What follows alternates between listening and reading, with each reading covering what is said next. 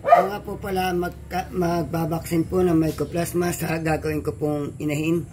Ito po ay nasa 84 days na po na buntis po. Dapat po kasi nasa 80 days. Dapat po siya ay meron na pong Mycoplasma. Ang Mycoplasma po, ito po yung pang-vaccine para hindi po magkaroon ng ubo o pneumonia ang inahing baboy. At ang kanin din po magkaroon po ng protection ang kanya pong magiging anak.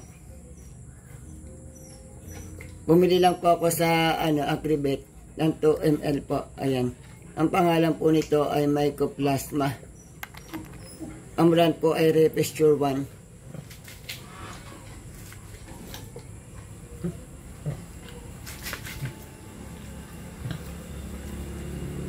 Dito po.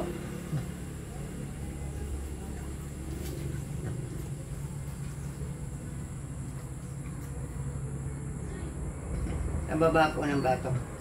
Dapat po sa malaman. Ako lang po ay naano na po talaga magtulak. Baka po ito pong baboy kumalaw po. Ayan. Katatapos ko naman po. Ito po ay kumalaw ang baboy. Magiging inahin po. Nasa akin na po, pagkabuntis na 84 days na po. Katuturok ko lamang po, ang tingnan ko po ay 2 ml lamang po. Ito po ang aking dumalagang baboy na buntis na po. Yan po ay kababaksin ko lang po ngayon, katatapos ko lang po ng Mycoplasma. Susunod naman po ay 94 days po. Puglapis naman po para po yun sa anti-hog cholera. Kailangan po ng baboy na magkaroon po sila ng protection sa kanila pong katawan. Ayan po. Maraming pong salamat. Magandang buhay po sa inyo lahat.